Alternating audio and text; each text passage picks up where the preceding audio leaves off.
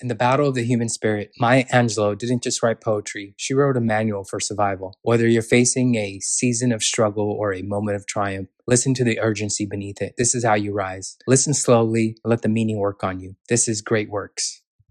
You may write me down in history with your bitter, twisted lies. You may trod me in the very dirt, but still like dust, I'll rise. Does my sassiness upset you? Why are you beset with gloom? Just because I walk as if I have oil wells pumping in my living room.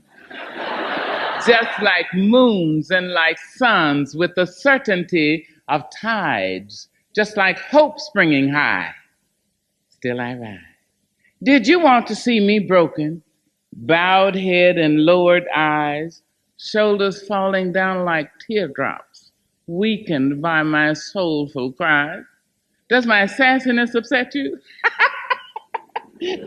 Don't take it so hard just because I laugh, as if I have gold mines digging in my own backyard. You can shoot me with your words, you can cut me with your lies, you can kill me with your hatefulness, but just like life, I rise. Does my sexiness offend you? Oh. Does it come as a surprise that I dance? As if I have diamonds at the meeting of my thighs. Out of the huts of history's shame, I rise. Up from a past rooted in pain, I rise. A black ocean leaping and wide, welling and swelling and bearing in the tide. Leaving behind nights of terror and fear, I rise. Into a daybreak miraculously clear, I rise. Bringing the gifts that my ancestors gave. I am the hope and the dream of the slave. And so, wow. There I go.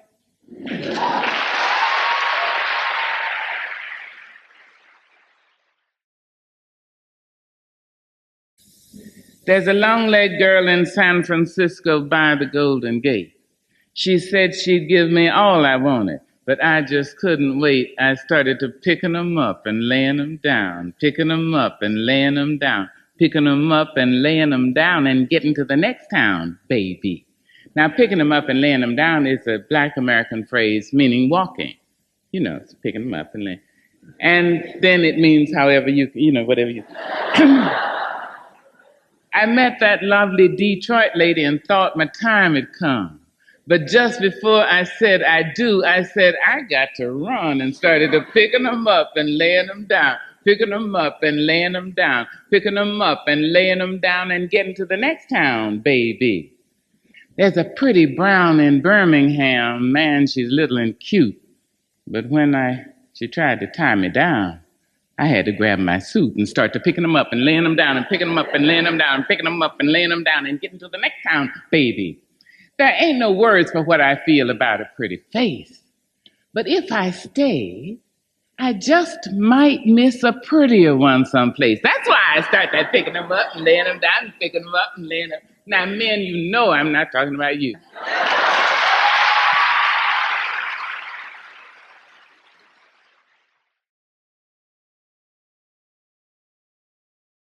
I've got the children to tend, the clothes to mend, the floor to mop, the food to shop, then the chicken to fry, the baby to dry. I got company to feed, the garden to weed. I got the shirts to press, the tots to dress, the cane to be cut. I got to clean up this hut, then see about the sick, then the cotton to pick. Shine on me, sunshine. Rain on me, rain. Fall softly, dewdrops, and cool my brow again. Storm, blow me from here with your fiercest wind. Let me float across the sky till I can rest again, because I have got to see about those people's pool. No, I got to get to the school. No. Oh, I got to pick up the mail. No. I got to visit the jail. No. I got to pick up.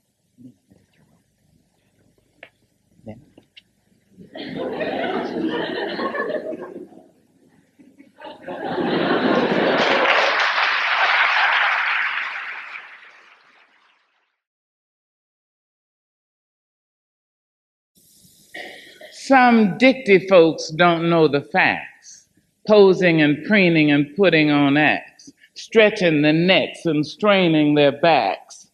They move into condos up over the ranks, lend their souls to the local banks, buy big cars they can't afford, then ride around town acting bored.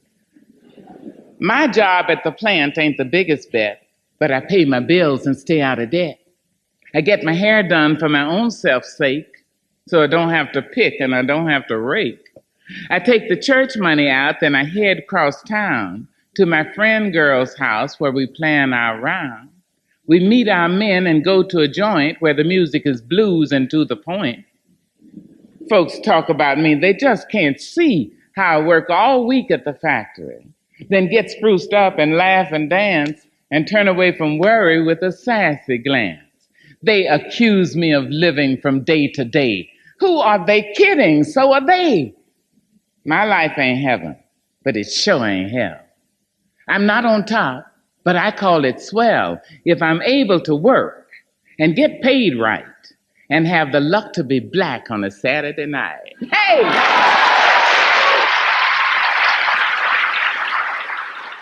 Woo! Yes,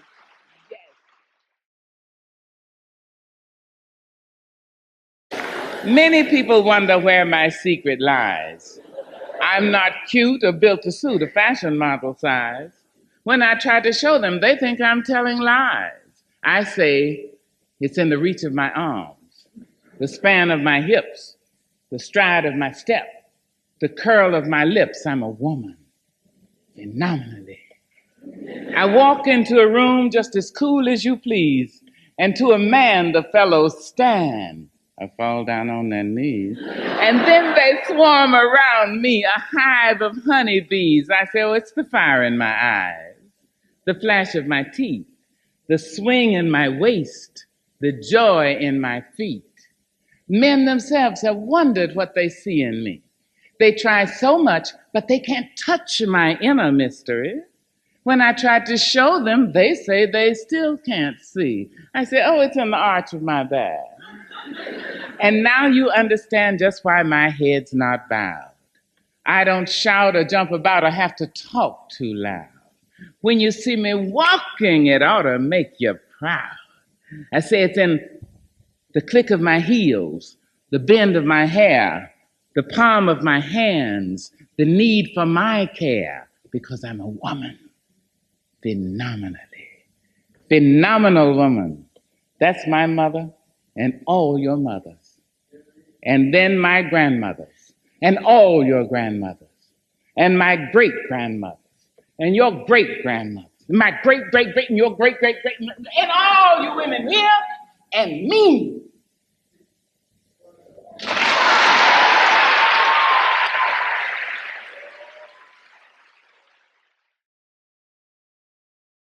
We wear the mask that grins and lies. It shades our cheeks and hides our eyes. This debt we pay to human guile.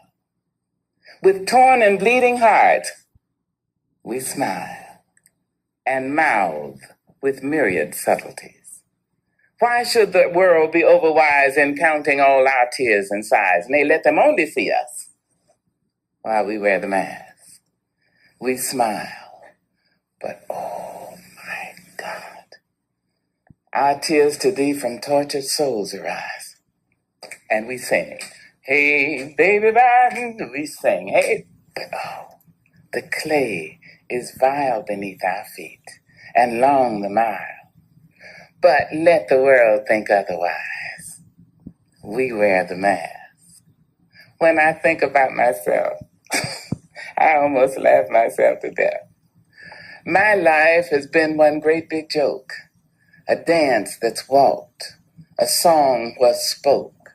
I laugh so hard, I almost choke when I think about myself and my folks and the little children. My fathers sit on benches. Their flesh count every plank.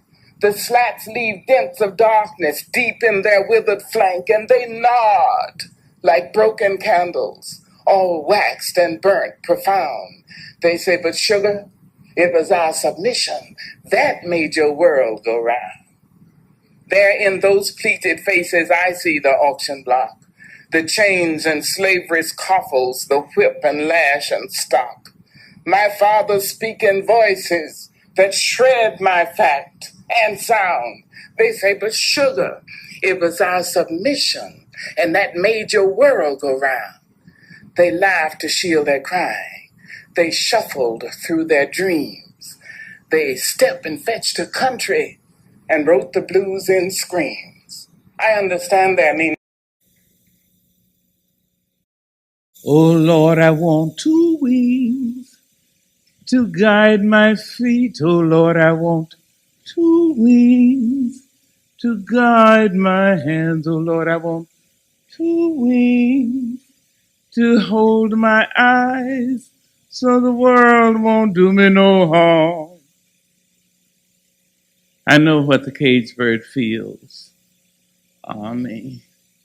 When the sun is bright on the upland slopes, when the wind blows soft through the springing grass, and the river floats like a sheet of glass, when the first bird sings, and the first bud opes, and the faint perfume from its chalice steals, I know what the caged bird feels.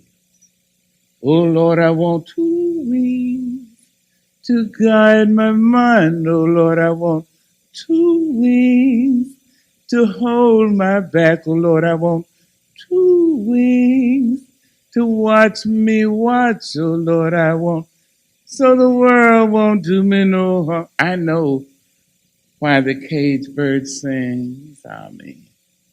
When its wings are bruised and its bosom sore, it beats its bars and would be free.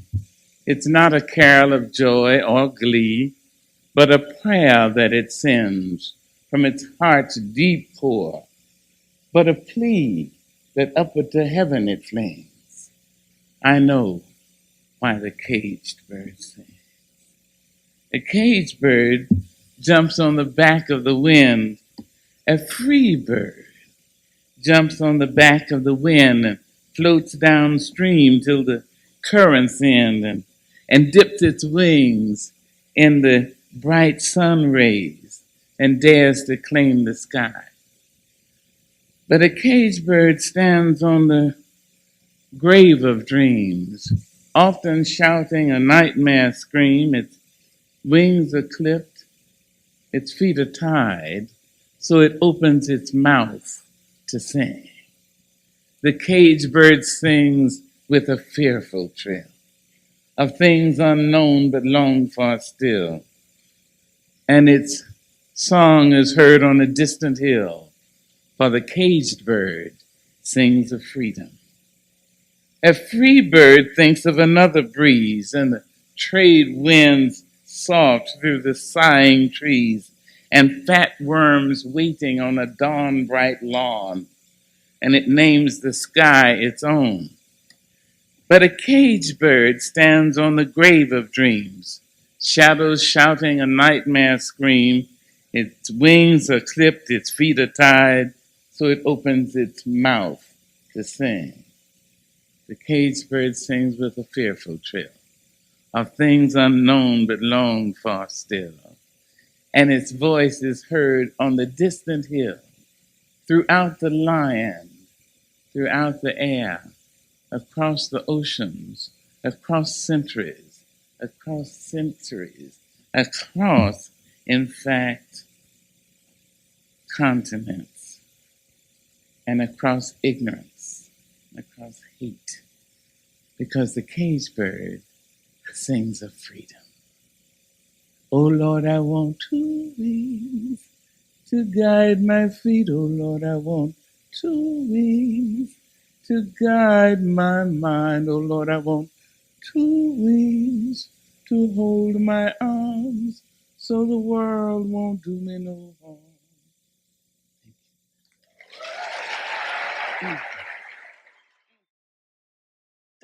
I note the obvious differences in the human family. Some of us are serious, some thrive on comedy, some declare their lives are lived as true profundity, while others claim, no, they are living the real reality. The variety of our skin tones can confuse, bemuse, delight. We are brown and pink and beige and purple. We are tan and blue and white. I've sailed upon the 7 seas and stopped in every land and seen the wonders of the world, but not yet one common man. I've known 10,000 women who are called Jane or Mary Jane, but I've not seen any two who really were the same. Mirror twins are different, although their features jibe. And lovers think quite different thoughts while lying side by side.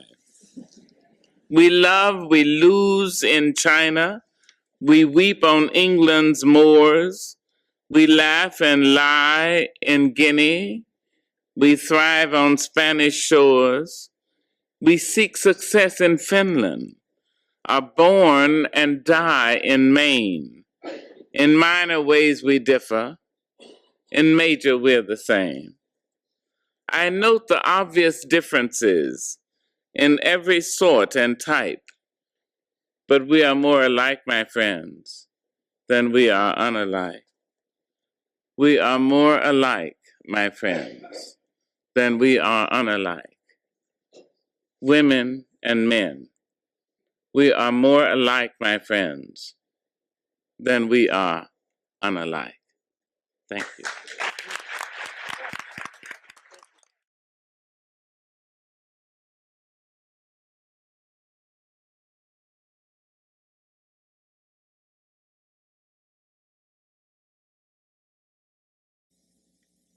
We, this people on a small and lonely planet, traveling through casual space, past aloof stars, across the way of indifferent suns, to a destination where all signs tell us it is possible and imperative that we learn a brave and startling truth. And when we come to it, to the day of peacemaking, when we release our fingers from fists of hostility and allow the pure air to cool our palms, when we come to it, when the curtain falls on the minstrel show of hate and faces sooted with scorn are scrubbed clean, when battlefields and coliseum no longer rake our unique and particular sons and daughters up from the bruised and bloody grass to lay them in identical plots in foreign soil. When the screaming racket in the temples have ceased, when the pennants are waving gaily in the world, when the banners tremble stoutly in a good clean breeze, when we come to it, it's amazing what we can do.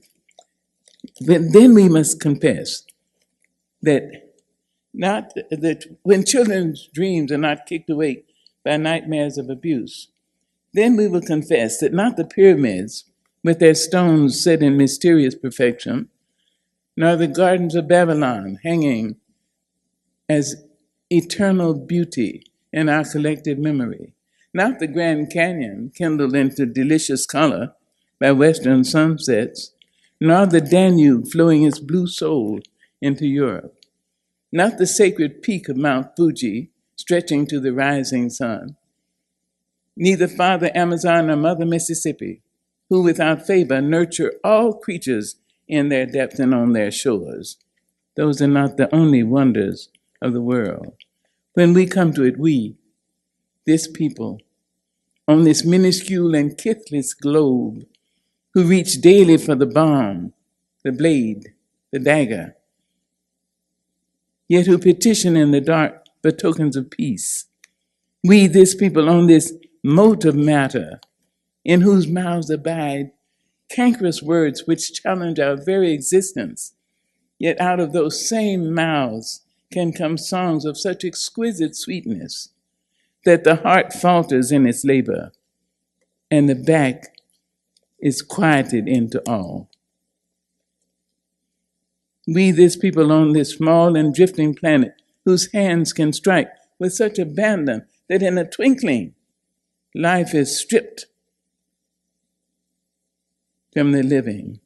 Yet those same hands can touch with such healing, irresistible tenderness that the haughty neck is happy to bow, the proud back is glad to bend. Of such chaos, of such contradiction, we learn we are neither devils nor divines. When we come to it, we, this people, on this wayward floating body, created on this earth, of this earth, have the power to fashion for this earth a climate where every man and every woman can live freely without sanctimonious piety, without crippling fear. When we come to it, we must confess that we are the possible. We are the miraculous. We, here at Wake Forest University in Winston-Salem, North Carolina, on October the 18th, we are the true wonder of this world. That is when and only when we come to it.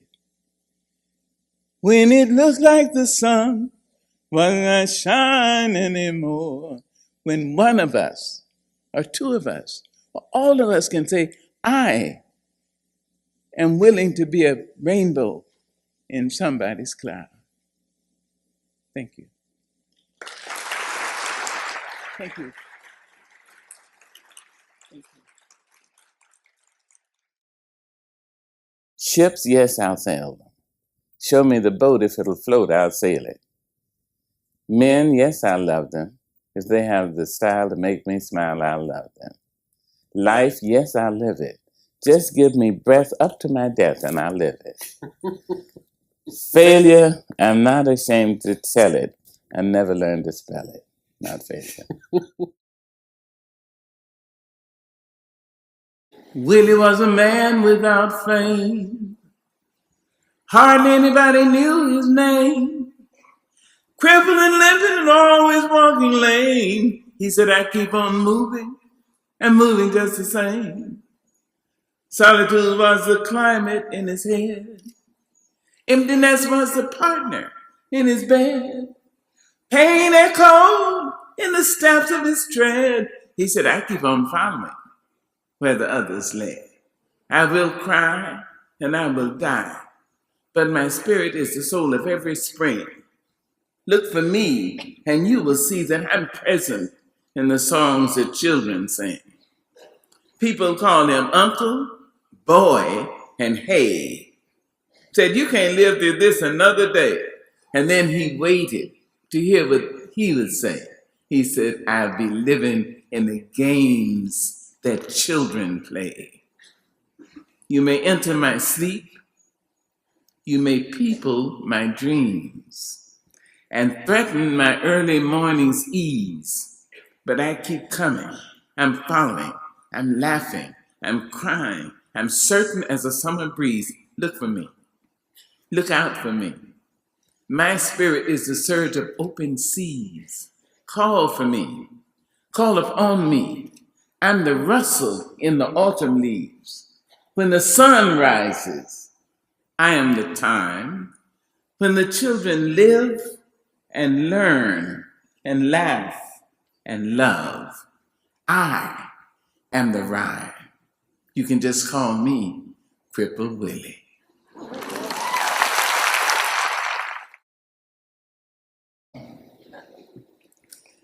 When you see them on the freeway hitching rides with their dogs and their guitars by their sides, you need to ask, what's on the line and the dying and the killing and the thrilling all about? Take time out. When you see him with a band around his head, And an army Trump breakup that makes his bed. You need to ask, what's all the beating and the cheating and the bleeding and the needing all about? Take time out. Take a minute, feel some sorrow for the folks who thought tomorrow was a place that they could call up on the phone. Take a month and show some kindness for the folks who thought that blindness was an illness that affected eyes alone. When you see her walking barefoot in the rain, and you know she's tripping on a one-way train, you need to ask, what's all the yelling and the selling, the beating and the cheating all about? Take time out. Or you can sell your soul for money, then run off to the country for your cookouts and your parties on the lawns. While our children seek sedation in Eastern meditation or visions that go shooting up their arms. When you know that youth is dying on the run, and my daughter trades dope stories with your son, we need to ask, what's all the warring and the jarring, the killing and the thrilling, the beating? The last inch of space was filled, yet people continued to wedge themselves along the walls of the store. Uncle Willie had turned the radio up to its last notch so that youngsters on the porch wouldn't miss a word.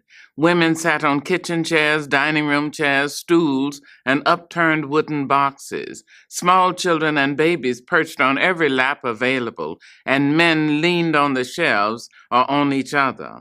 The apprehensive mood was shot through with shafts of gaiety as a black sky is streaked with lightning. One man said, I ain't worried about this fight. Joe gonna whip that cracker like it's open season. Another said, he gonna whip him till that white boy call him mama. At last the talking was finished and the string-along songs about razor blades were over and the fight began. A quick jab to the head. In the store the crowd grunted. A left to the head and a right and another left. One of the listeners cackled like a hen and was quieted. They're in a clinch. Lewis is trying to fight his way out. Some bitter comedian on the porch said, that white man don't mind hugging that nigger now, I betcha. The referee is moving in to break them up, but Lewis finally pushes the contender away, and it's an uppercut to the chin. The contender's hanging on. Now he's backing away. Lewis catches him with a short left to the jaw. A tide of murmuring assent poured out the doors and into the yard. Another left and another left. Lewis is saving that mighty right. The mutter in the store had grown into a baby roar, and it was pierced by the clang of a bell and the announcers, that's the bell for round 3, ladies and gentlemen. He's got Lewis against the ropes, and now it's a left to the body and a right to the ribs, another right to the body. It looks like it was low. Yes, ladies and gentlemen. The referee is signaling, but the contender keeps raining the blows on Lewis. It's another to the body. It looks like Lewis is going down. My race groaned. It was our people falling. It was another lynching, yet another black man hanging on a tree, one more woman ambushed and raped, a black boy whipped and maimed. It was hounds on the trail of a man running through slimy swamps. It was a white woman slapping her maid for being forgetful. The men in the store stood away from the walls and at attention. Women greedily clutched the babes on their laps, while on the porch the shufflings and smiles, the flirtings and pinchings of a few minutes before were gone. This might be the end of the world. If Joe lost, we were back in slavery and beyond help. It would all be true, the accusations that we were lower types of human beings, only a little higher than the apes. True that we were stupid and ugly and lazy and dirty and unlucky, and most of all, that God himself hated us and ordained us to be hewers of wood, drawers of water, world without end. Amen. We didn't breathe. We didn't hope. We waited. He's off the ropes, ladies and gentlemen. He's moving toward the center of the ring, and now it looks like Joe is mad. He's caught Canara with a left hook to the head, a right to the head. It's a left jab to the body, another left to the head. There's a left cross, a right to the head. The contender's right eye is bleeding. He can't seem to keep his block up. Lewis is penetrating every block. The referee is moving in, but Lewis sends a left to the body. It's an uppercut to the chin. The contender's dropping. He's on the canvas, ladies and gentlemen.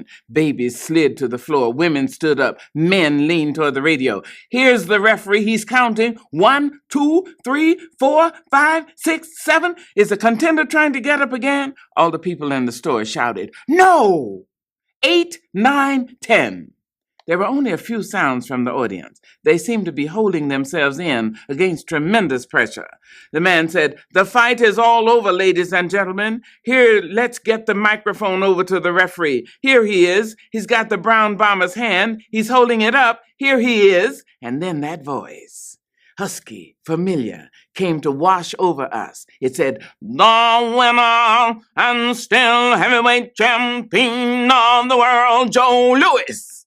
Champion of the world, a black boy, some black mother's son, some black father's son. He was the strongest man in the world. People drank Coca-Colas like ambrosia and ate candy bars like Christmas. Some of the men went behind the stores and poured white lightning into their soft drink bottles, and a few of the bigger boys followed them. Those who were not chased away came back blowing their breath in front of themselves like proud smokers. It would take an hour or more before the people would leave the store and head for home. Those who lived too far had made arrangements to stay in town. You see, it wouldn't do for a black man and his family to be caught on a lonely country road in the South when Joe Louis had just proved that a black man was the strongest person in the world.